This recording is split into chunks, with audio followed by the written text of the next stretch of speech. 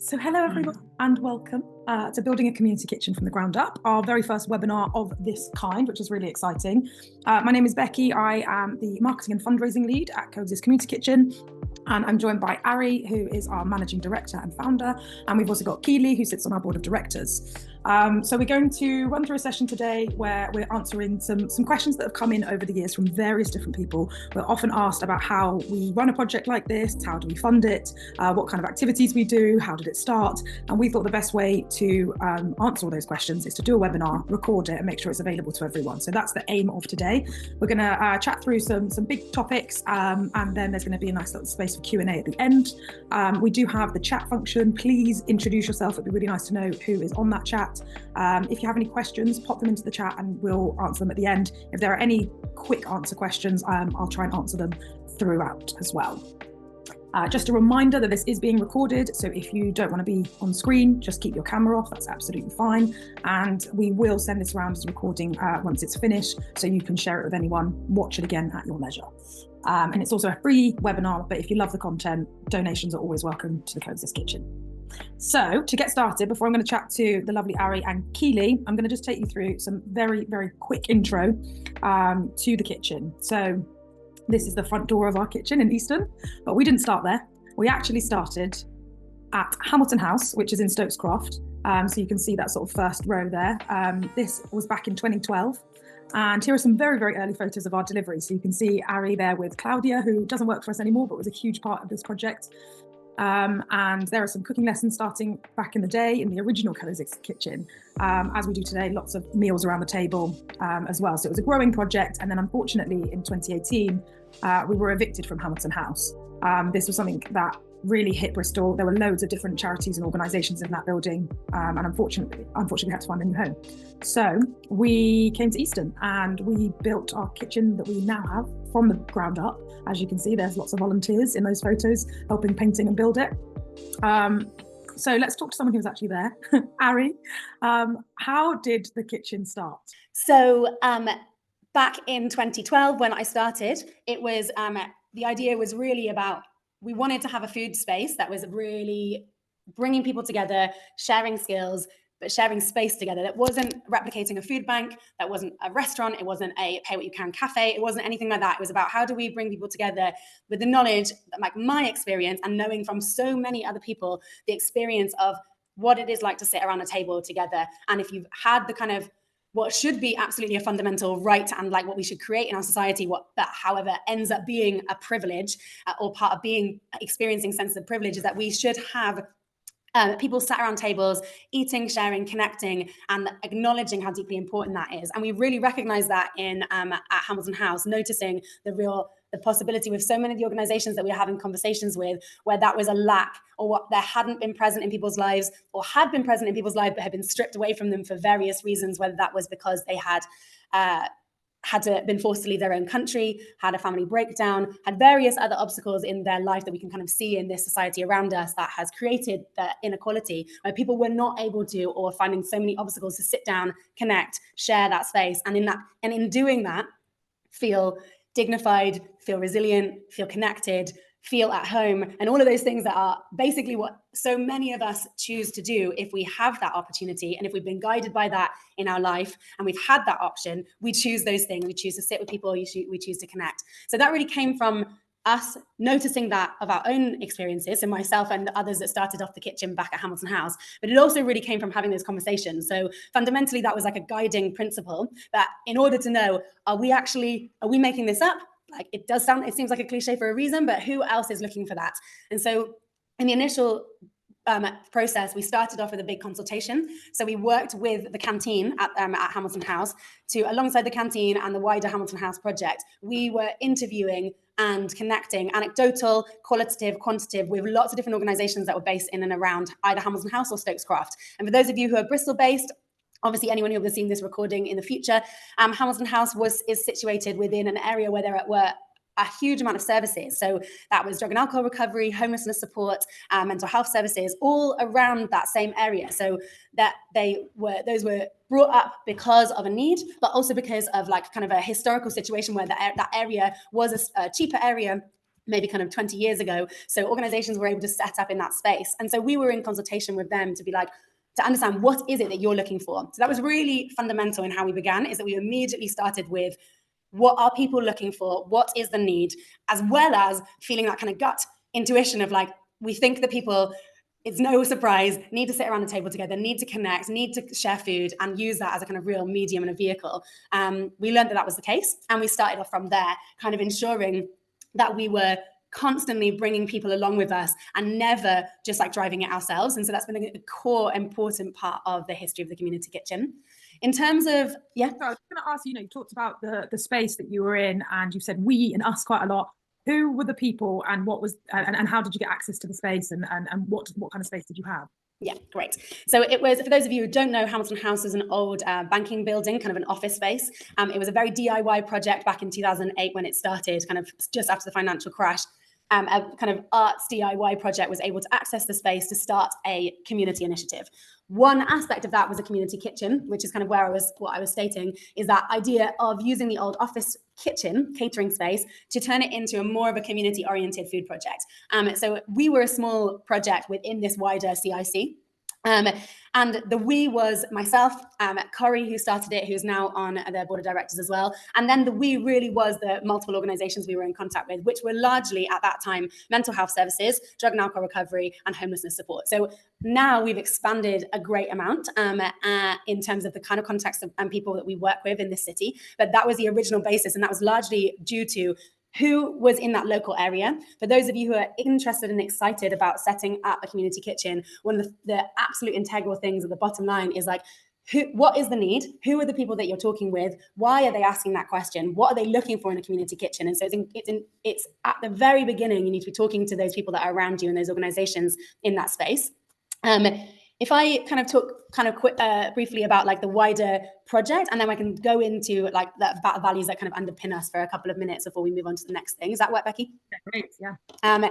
So as a community kitchen now, which is very much where we started, and we'll talk more about the kind of nitty gritty afterwards, but what we wanted was a space where people were sharing cookery, sharing their own skills, learning skills from tutors, but also being in a space where they could feel that sense of exchange, basing it on this idea of like a familial space, a home space, a space where people feel very integral to it, rather than just a participant, a beneficiary, anyone that just comes along. So we wanted to create a communal experience of cooking, of sharing, and that's now amazingly kind of 13, 14 years later, that is what we have here in Easton, which we can go into a bit more, is that we run about 6 to 8 cookery classes a week, where we are often teaching the classes, but we are also a lot of the time facilitating with people who are accessing the courses from a wide range of community organizations here in Bristol, to drive that idea of like, yes, we can teach, I can teach, but also so can you. And also everyone within the group that we're working with has something to share. And that might be a wide range of things, whether that is culinary, or it could be experience, or it's about building a space that's like destigmatizing or taking away shame from things like recovery and drug and alcohol misuse or mental health experiences. And it's all about how do we construct this together, with also recognizing that there are huge power dynamics that we need to name with people who, in terms of when there's a group of people that drive something and that are being the tutors, so to speak, to always just be aware of that, acknowledge that, name it, but doesn't mean we have to shy away from it, but know that that is present. And that builds, again, that transparency. So again, we'll go into the nitty gritty of like what the kitchen looks like on its everyday, and we can talk to more about its partners and how we run it on the basis of it. But I think I've kind of outlined so much of our values, but just to kind of, I guess, really drive home that the values are about deep listening. The values are about checking that, am I making my own assumption because of my positionality? So who am I as Ari, as managing director? What's my life experience as a white woman? What's my life experience as my class background, as my nationality background? Am I constantly checking that it's not me that's just driving this, that I am part of a wider conversation that's allowing for this, the actual expression of what we do to manifest in the everyday, but is that underpinned by that deep listening and that caring and that creating of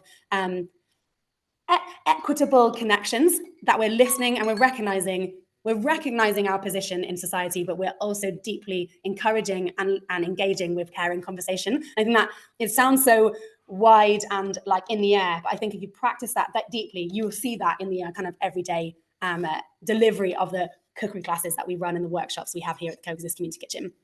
Yeah, and it is a conversation we have very regularly amongst our team about have we spoken to people, have we got input, making sure that we are constantly shaping it with people and not just for people. So we're going to move on. Thank you, Ari. Just for anyone who doesn't know us, because I wasn't sure who was joining today, this is where we are at the moment. We are in Easton on Myvart Street. We're part of this big building, which has lots of other things in it as well. And this is the front of our kitchen. Then we've got our dining room space. And then we've got a new space, which is a smaller catering kitchen, which we can talk a little bit more about later. So just to show you what it currently looks like, this is one of our Speak and Eat sessions happening in the kitchen there. Lovely lady called Sharon, and there's Jenny and Becky, know all these people. Here's a quick snap of Kele, one of our workshop facilitators, and this is working with a group in conjunction with ACH, where we teach aspiring chefs how to start their own food business. This is our beautiful table, which every single day has beautiful collection of people around it having interesting conversations and laughter and joy and shared experiences, and is a really important part of what we do. It isn't just about cooking, it is about coming together and that connection you can have around food. And then this is the lovely Kele, who we've got on the call with us today. Kele is one of our directors, but actually came through the kitchen as a participant first. This photo was taken during a street food pop-up that we did, which was all celebrating Caribbean culture, and she made her amazing bus up shut, which is like my favorite food. So good. So we're going to speak to Kele a bit more about lived experience. So you heard from Ari there about our values and how we try and embed that in the project. So over to you, Kele. What is lived experience, and why is it so important when it comes to embedding it in a project like ours? So essentially, to me, lived experience, really subscribes to the actual ethos of Coexist Kitchen, yeah. Because it became a place that you would have been seen or heard, I came into the kitchen through a workshop that was geared to people that were considered vulnerable in society. And when I came into the kitchen, the experience was an amazing experience, to say the least. The vibe, the atmosphere actually subscribe to what it actually is, yeah? So the lived experience of having to live here as an immigrant in an already hostile society about immigrants, it was, central to the kitchen that I came. I was heard, I was seen, because when I came into the kitchen, the first day, I spoke to the facilitator of the workshop, and she immediately, saw the potential. She immediately realized this is somebody who can be part of this kitchen and, represent what was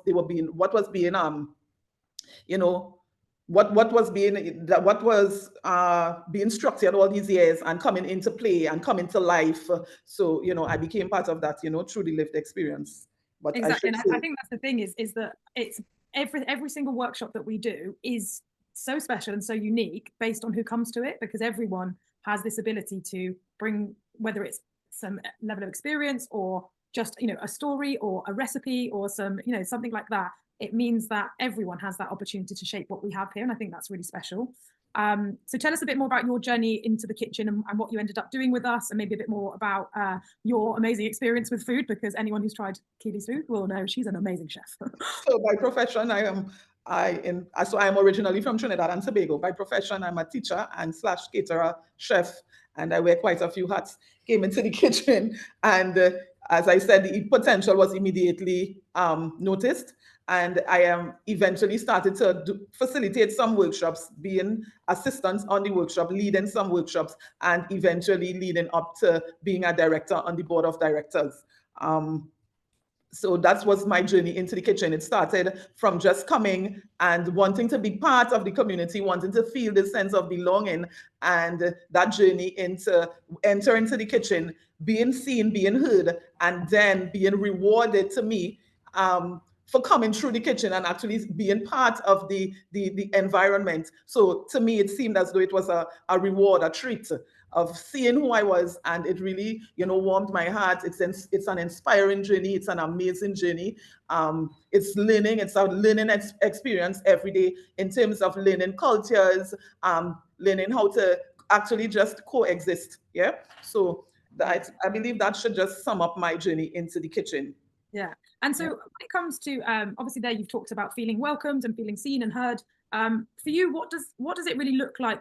What does inclusion look like on the sort of like day to day? Like, how is it that a project like ours, hopefully successfully does this, on the day to day? So on a day-to-day basis, through my eyes, there is this space that is created, where diversity is celebrated in every aspect. But while it's an ongoing process, that inclusion is that sense of belonging, in spite of our color, in spite of our culture, even in spite of the, isolated situations that we may have to endure, and, be part of a system that, we become part of a system. Whether we like it or not, we become part of a system because of the way society may view the color of your skin, the country you came from, the way you speak, the way you talk, your sexual orientation, and all these things, become a target. You become a target immediately. However, the day-to-day inclusion is this sense of belonging, the opportunity to embrace everything, the opportunity to even challenge the stereotypes and the systemic biases that are ever present in society. So it's when you come into the kitchen, for some strange reason, we behave as though we are in a utopia because there is no boundaries, there is no limit of who we see or what we see. In the kitchen, we just see talent, we just see potential, and we really just see people and their personalities. And at the end of it all, people are just people. Yeah, so that is what it it looks like to me. And also that inclusion, but also, it required us to have that great deal of empathy and understanding, the open-mindedness, to embrace all these cultures, class, creed, that is what inclusion looks like on a daily basis, and it's done seamlessly. I mean, I'm sure everyone can see why we loved having like Kele slowly coming closer and closer and working with us more and getting to the, getting onto our directors board. So like, can you just give us a quick run through of like, what have you actually done like with us since you've been here? Because I think sometimes people are like, say, oh, how can I get involved? What can I do? And obviously a lot of our classes happen sort of behind closed doors because we're working with vulnerable groups. But from that first date when you sort of popped in and said hello to now, can you just let people know what are the kind of things you've done with us? So what I have done is lead workshops, facilitate workshops, done guest chef quite a number of times, can't lose count already, be part of the Caribbean street party, parts of corporate events, the catering of corporate events, and basically being a spokesperson when it is needed. Yeah, being that voice of that system that I came from, that's being an immigrant, being Black, being in different, so I became a voice. It coming through the kitchen, I became a voice. I am able to share my talents in the kitchen. I'm able to teach people the talents. I'm able to speak. I'm able to add and bring that creativity that is always fostered in the kitchen. Yeah. Mm-hmm. So I think that's basically what I've done. It's about working out as an organization that is made up of so many people. How is it that we can define a voice that represents everyone? And a real key part of it, and it is something that we're genuinely like working on to improve even more, is to how do we get everybody's voices represented? And that's why it's so important for us to have people like Kele supporting us and getting our message out and telling people what we do and how we do it. Because if we were just to rely on a core staff team, it just wouldn't happen. And also it's so important that the voices of the people you are, who are your community, are heard as well. So I think that's really important. Anything else you'd like to add before we move on, Kele? No, that's it. Great, thank you so much. You're welcome. So I'll just go back to my slides. So just to talk through a bit more of what we do, because I appreciate not everyone will know the ins and outs. So workshops are our sort of absolute bread and butter, day in, day out. These are our outreach community workshops. We do 6 to 8 of these every single week. So we are very, very busy on that front. We work mainly with all our partners who are and a mixture of support services from around Bristol. So some of our partners, for example, are Second Step, Bristol Drugs Project, Jakari, Love Squared, King's Trust. We work with so many different partners to make sure that our workshops are reaching the people that need it most. So that's the people living with the sort of the most marginalization or lack of access to things for various different reasons. We also have a big part of our sort of way of fundraising essentially is through catering. So we have an amazing team of chefs here, supported by various other chefs who we bring in as and when needed, who might have been volunteering with us or might just be known in our wider community. So we work to cater for weddings, we do business events, sort of everything from office sandwiches to big awards dues. We also do sort of private special gatherings, so whether it's a birthday party or anything like that. And this is a really important way for us as a community interest company. So that's how we're set up, non-profit. This is how we get the money in, and it constantly feeds those outreach activities that we're doing. We also have events. So this is actually a photo taken from that street food event that Kele was mentioning. This was us at the end of the night having a big old dance after all of the food had been served. And these are really, really fun opportunity for us to, first of all, have a bit of creativity and come up with, use our amazing team to come up with great menus, fun music. I usually do all the decorating, which is always fun and coming up with different themes. And it's really important for us as well to have these moments where the general public can come in. We don't want it to feel like we're constantly in closed sessions. We want to make sure that everyone has a reason to come and make this kitchen their own as well. And so having these big sort of open events are a really important part of that. Who makes it happen? Well, it is an incredible crew of staff here. We've got myself, as you can see, we've got Kele, Joey, Tilly, Bernie, Ari, and Ella there. There are other people that aren't mentioned right now, but this is the most people I had in a photo together, so I used this. And we, of course, are supported by loads of volunteers. And again, this is just a very small number of the ones that we actually have. I think at latest count, we have 315 volunteers in our network, which is incredible. And we genuinely wouldn't be able to do what we do without them. We have, some of the women in this photo actually have been coming, for years and years and years, every Wednesday coming and helping us cook 200 meals to go out and support people who are experiencing food insecurity. We also have people coming to help out with our classes, events, whether they're working on the bar, washing up, helping to facilitate. They really do muck in and are so amazing and supportive. So a huge thank you. I know we even have some volunteers on the school, so thank you for all of your hard work. We're now going to jump into a bit more of the nitty gritty, how this place runs. So I'm going to go over to you, Ari, and find out a bit more from you. So could you tell us a bit more about what a day in the life of Coexist is like? What's happening? How does it run? Tell us a bit more about that beautiful chaos that we live in all the time. So I guess, thanks, Becky. So I guess it's really important you can see Becky's given a real list of all of the things that we actually do at the kitchen, and we can go into more of that if that feels needed, if people want to know a bit more in the question and answer part.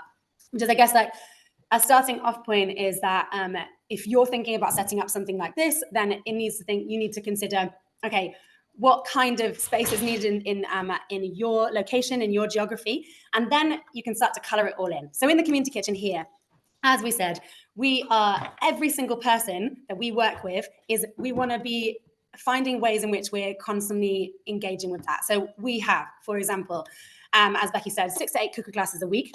That is the fundamentals of the kitchen. That cookery class, each of those cookery classes will look so different depending on who's actually attending. They might be very much led by us. They might be facilitated by us to support someone else to share their work. But essentially, when you're looking in the kitchen, there is chopping, cooking, connecting, mixing, steaming, boiling, who knows what. And all of that is going on with the essence of the idea of, like, how do we create resilient communities? So at that basis, we recognize that in that chopping, when you look in the kitchen and you see a whole load of people chopping or eating together, you're not thinking immediately, oh, they're doing that for a resilient community. But the point of that is that that's the manifestation, and behind that is a lot of energy and work that goes into how do we do that. So that's the kind of almost like the iceberg. Like, here it is, you can see that tip, you can see what's going on, but underneath all of that is some really exciting things and also some not that exciting things. And I think, like, they feel like the unsexy stuff because the exciting stuff is the things that's happening in the kitchen, the sharing around the table. But really, that if you are looking to set up an organization or you're looking to set up a community kitchen,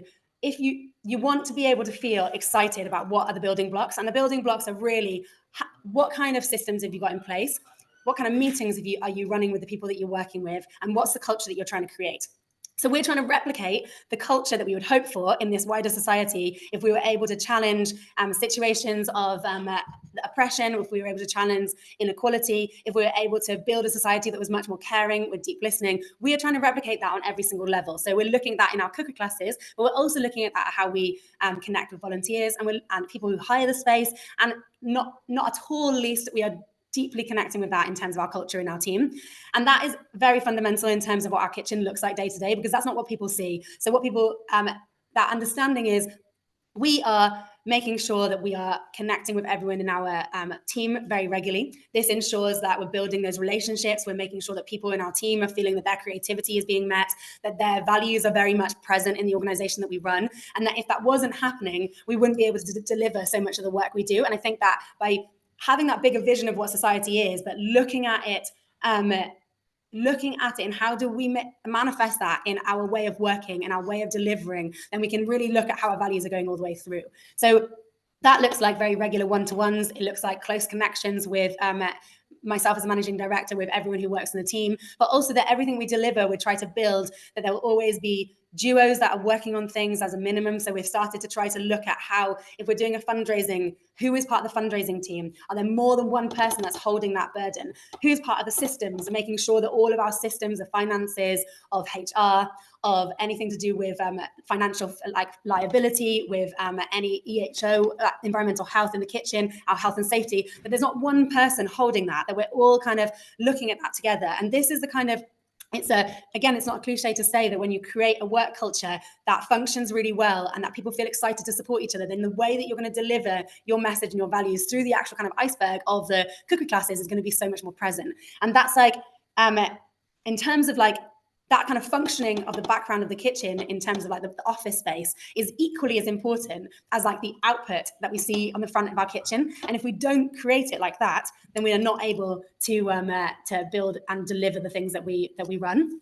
And I guess one of the important things to say is that so often when people ask us, how do we run a community kitchen, is that we've been running this now for 13 years and we've done a lot of reinventing the wheel. So we have, we would love to find ways in which other people don't have to reinvent that. So even the basic things, like we've got huge amounts of policies where work has gone into to understand and to know how do we do this well, whether that's everything from a complaints policy to a maternity policy to a safeguarding and vulnerability. So we've done a huge amount of work connecting with other organizations in order to do this and make that base and that foundation feel really stable, and so we can like flourish and all of the things can feel really creative around that.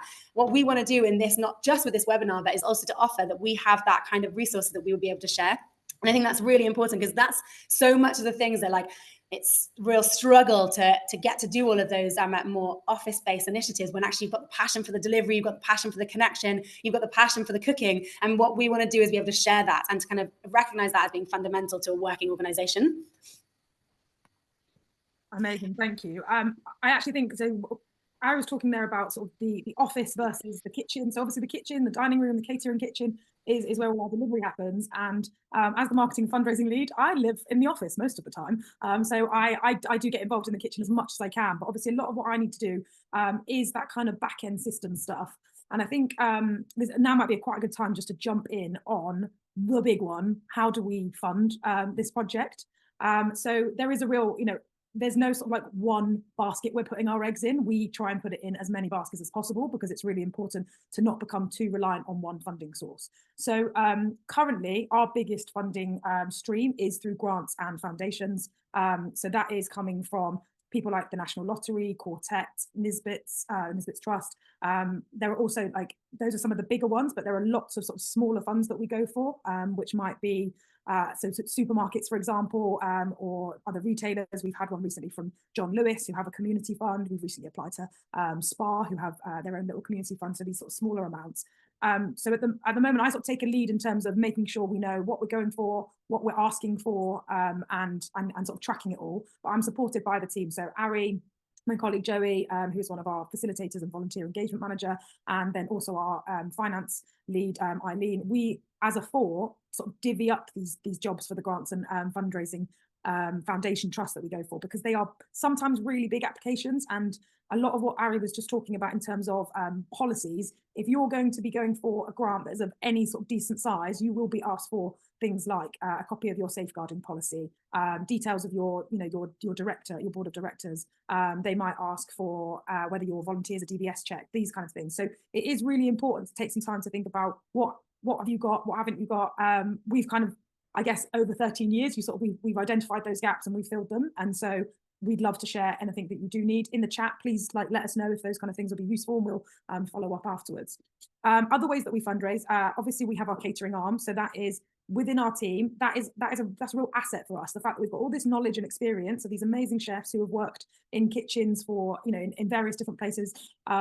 They produce amazing food for weddings, business events, private parties, things like that. And it's actually somewhere, because we just opened up our second sort of smaller catering kitchen, which has given us a chance to say yes to even more contracts, because before it was physical space that was limiting us to do that.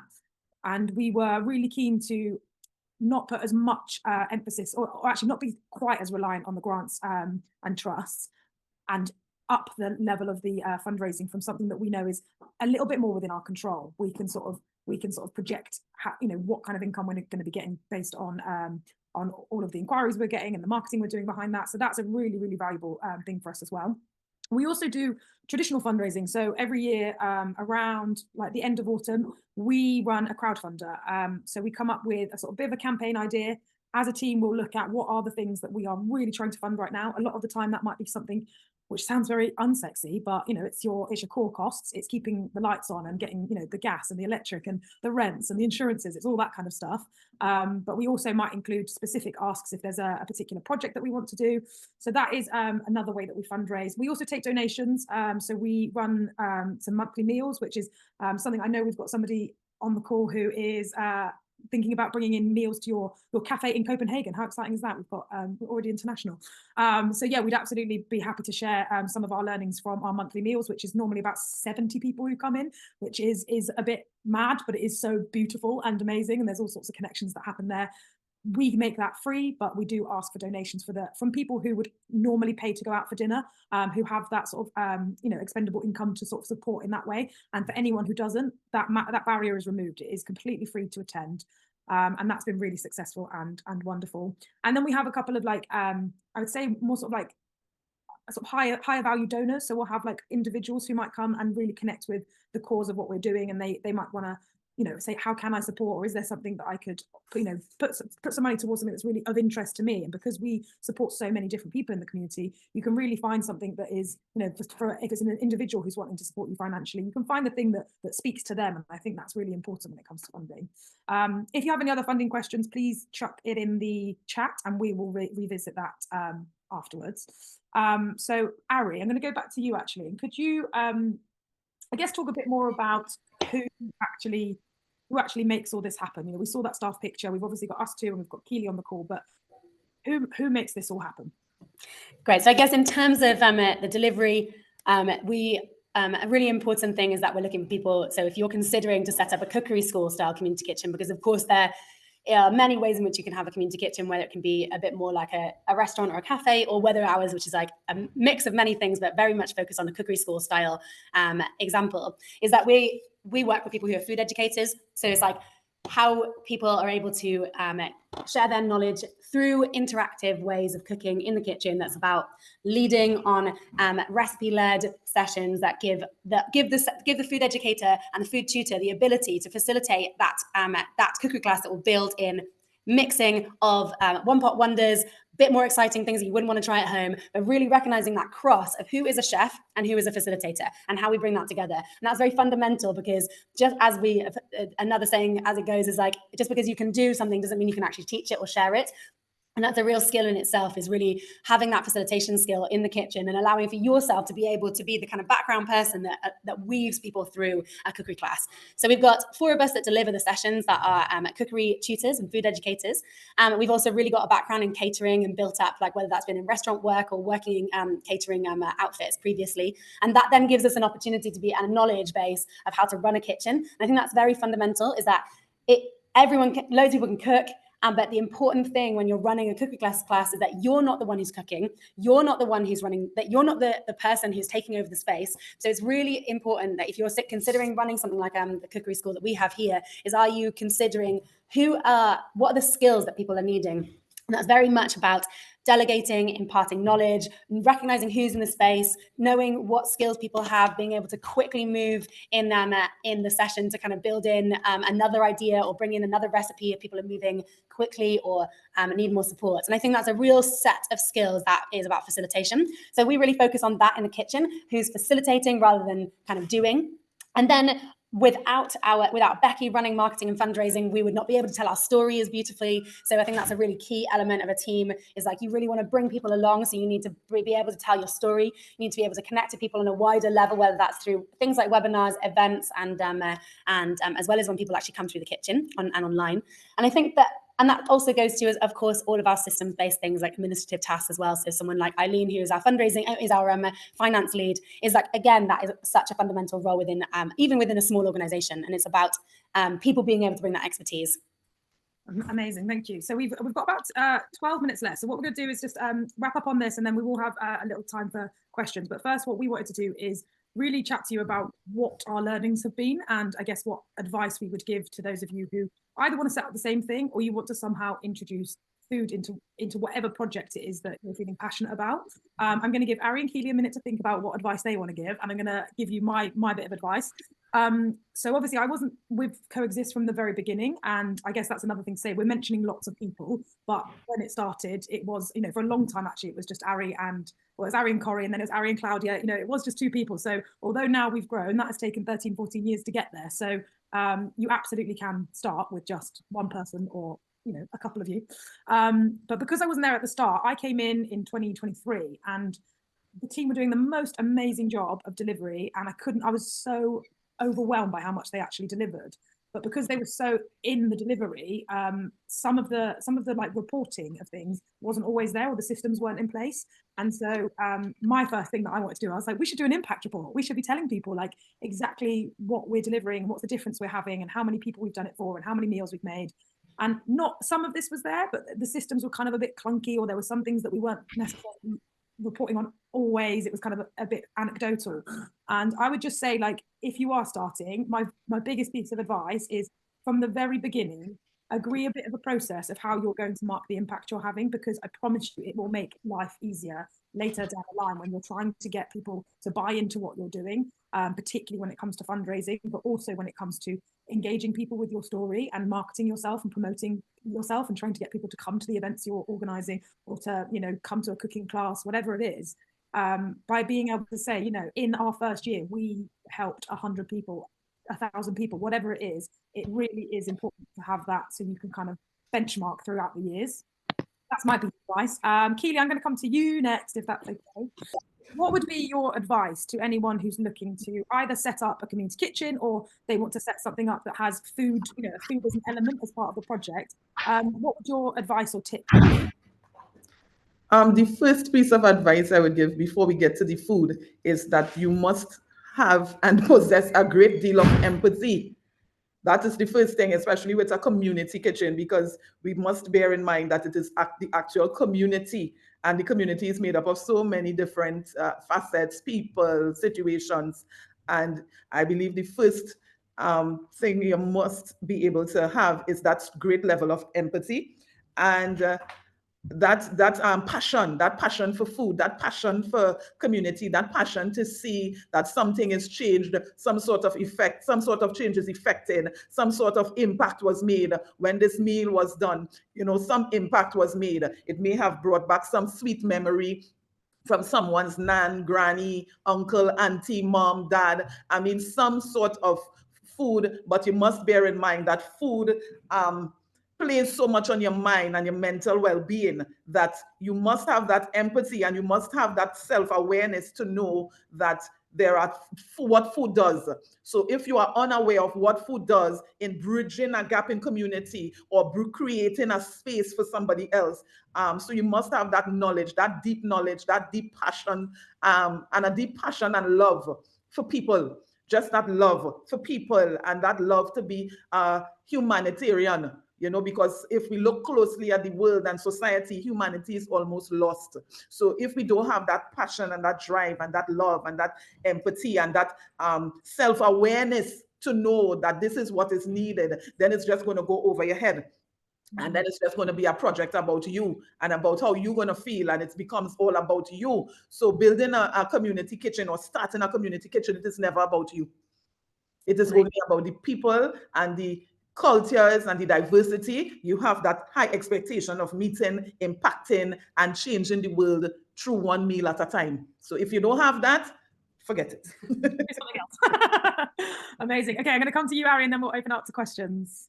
And I think, so building just on what Becky and Kele have just said, I think there's two things that I would really advise for people who are imagining setting something up like this in whatever is kind of needed in your like geographical region and your location. Number one is kind of what I've been underpinning throughout the whole conversation, is whose voices are in the room, whose voices are not in the room, why aren't they in the room, get them in the room. And just from the very, very beginning, remember to ask all the questions to the people around you, whether that's different, like from the geographical location, whether that's partnerships that you might be able to build. We would not be able to do this without our partnership relations. So it's like, so much of this is about partnership development. It's so much about relationship building. So don't think that having a cup of tea is not worth it. Sitting down with people, creating that time. It's not all about emails. It's not all about spreadsheets. It's about building those relationships. And when people feel in connection, they feel like they're ambassadors. They feel like they want to be part of it. They feel like they're together with you in building something. So I think that's fundamental from the beginning. And then I think what is very hard to avoid, and what we absolutely did do this, but if I was able to kind of reset or restart, I would really advise people to not just oversell and undervalue what you're doing. So if you are just volunteering all of your time, if everything is for free, and you're not also accounting for that, reporting on that, or finding ways in which you can develop that and build that over a 10-year period, if you haven't acknowledged that, what you're going to do is you're going to really shoot yourself in the foot, because you're going to see that all of that volunteer time wasn't being recognized. Who else? Is there going to be someone else that's going to come in and take on that volunteer time? So how sustainable can that be? So of course, people put in so much energy and passion, that's important, but also you want to recognize what is going to be a thriving organization is also going to be one that is sustainable, is financially reliable, and you need to ensure that volunteer time or that finances are actually recognized and accountable, and that you're not just pouring it in with the expectation that will continue, because it certainly will, unless it is just you and you have all the time in the world and all the money in the world to do it. It will not be able to maintain itself without that person at the center. And in which case you need to account for that and kind of like really seriously consider that when you're setting something up. And of course, feel excited about giving your time, but think from the beginning, what will make a thriving organization really feasible financially and emotionally? Thank you, Ari. I feel like we have done a whistle-stop tour, because honestly, we could have done this as like a 10-hour webinar and could still be talking, because there's loads of things we've just touched on briefly. But we have got a few minutes left. I want to open it out to questions. So if anyone has any questions, either put them on the chat, or you can put your video on and your sound on and ask that. I think what's really interesting is we've definitely got, I know we've got Ricky, who's one of our volunteers, which is amazing. We've also got a few people really genuinely looking to sort of introduce food into their projects. So I know a couple of you have put thumbs up on getting the resources from us, so we can put together a sort of list of things that might be useful and sort of share those with you. We can also share a copy of this recording. I don't think we've actually got any particular questions at the moment. If you do have ones, please feel free to obviously email us afterwards. Rachel, you've come off mute. Are you thinking about questions? Yeah, I have a quick question. Thanks for today. It's been really interesting and inspiring to listen to you all. I got a question about writing funding applications, Becky, which you talked about. It seems to me that writing grants and foundation funding applications is obviously a pretty essential part. As somebody who doesn't have a background in this, either professionally or kind of in my study background, how would you go about, or how did the team at Coexist go about upskilling yourself in that area when you're kind of starting from scratch, really? Have you got any pointers in that area? Yeah, really great question. I would say that almost every single application will start with tell us who you are and what you do. And I think that just as a starting point, workshop that with whoever is, whether it's yourself or whether you want to do it with sort of like some of the people that you're supporting, or other people that might be involved as volunteers in the project. Really try and like nail down, what is it that you do, who do you help, and how do you do it? If you're able to then really get a nice tight kind of story, and I would also recommend having it written in 100 words, 250 words, and 500 words, because that's the other thing, is half the time funding applications is just learning how to write to a word count, because they're like, that doesn't fit the box anymore. But really getting that, not only will it be useful for your funding applications, it will be useful for creating some messaging on your website, putting a little blurb on a flyer. So it is worth its weight in gold, investing your time in doing that. The other thing I would say is being really clear about where your delivery happens. But for funders, sometimes it is very geographical. So they are going to be supporting either a specific area in the UK. For example, you have to be in the Southwest, or you have to be in Bristol, or you have to be supporting a particular ward in Bristol. So really working out, are you the kind of organisation that, like for us, we're based in Easton, but our delivery is very much across the whole of Bristol, because we work with partners who recruit people from all over Bristol. We really try and emphasise supporting people who are living in that sort of the 20% most deprived areas, but obviously our reach kind of goes much broader than that, but really defining who are the people we support. So for us, that is people with mental health challenges, refugees and asylum seekers, women who have experienced domestic violence, people overcoming addiction of like alcohol and drugs. So again, defining this list and getting it really, really clear in your mind will help you actually work out which funding to go for, because some of them will be really specific. Some of them will say, this is a fund that is to support young people between the ages of 16 and 25. This is a fund that is specifically to connect people intergenerationally within this specific community or culture. So the more that you sit down and define and work out who you are and what you're doing, the easier it is then to work out which fund really speaks to us, which one are we going to be able to put a really, really good application together for. Almost all of us, when we've tried to go for something that just felt a little bit offbeat for us, partway through the application, you're like, this isn't right. And yet when the fund is for what you do, it practically writes itself. So I would definitely think about that. I would also be really clear on what your ask is, because it's another thing that's quite restricted. On funds, you'll have some which will say, they almost always have a what we do fund and what we don't fund. And so there's no point in putting an application in and asking for, I don't know, like money to go towards a vehicle that's going to help you do something if they specifically say we don't fund vehicles. So read all the guidance that they have in those applications, and always get somebody else to sort of read it through afterwards and just make sure it's making sense.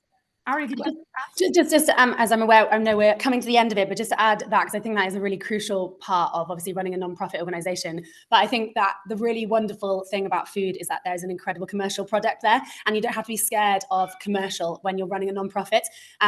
That in this context, in this society we are in, we need the money to be able to function. Creating food is something that people want, people pay for, and that there's definitely a market for and even in smaller towns as well as bigger cities. And I think having a diverse range of income streams is fundamental. The funding arena is very competitive, is very unstable, and very demanding of time. So I think making sure that you don't build a model that is about grants. And the great thing is, unlike many situations with nonprofits, with a food-based organization, you have a really good way of generating your own income. And I think put as much energy into that as you would put into fundraising, and then you kind of roll the wave. At the moment in Community Kitchen, we're focusing a lot on fundraising, and then we'll take a step away from that and focus a lot on catering, just like ensuring that those things are really built into your model from the beginning, that you're not thinking that I'm going to make my own all the money I need through one stream. I think that'd be fundamental. And as Ari said there, we're talking about grants for a minute, but also if you wanted to do a fundraiser, for example, that same about thing that you've spent ages writing up instantly will be the same copy that you then use to put on your crowdfunder page or to email out to people. And also don't forget that the people again here are so important. Like a cup of tea, a coffee with someone, explaining what money you need, and asking advice from other people who might be wanting to help or passionate about. They might have brilliant ideas that they want to do. And I would also say start small. If you're in your very, very beginnings of delivery, it's not the time to go in for a 20,000, 50,000 pound grant, because there's a high chance you wouldn't get it in your first year. You sort of have to prove that you're the right people to give this money to and make things happen. So I think start small, be clear on your ask, and think about multiple ways of raising the money to do that. Thank you so much. Yeah, good, thank you. Okay, I think we're 5 minutes over. So unless there's any final questions, I'm just gonna say a big thank you to everyone who has joined, and thank you to Ari, and thank you to Kele. Thank you so much, everyone.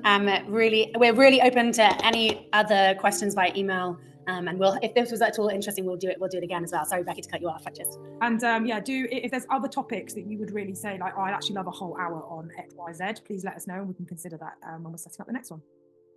Thanks, everybody. I'll share a recording soon. Thanks so much. Have a good day. Bye.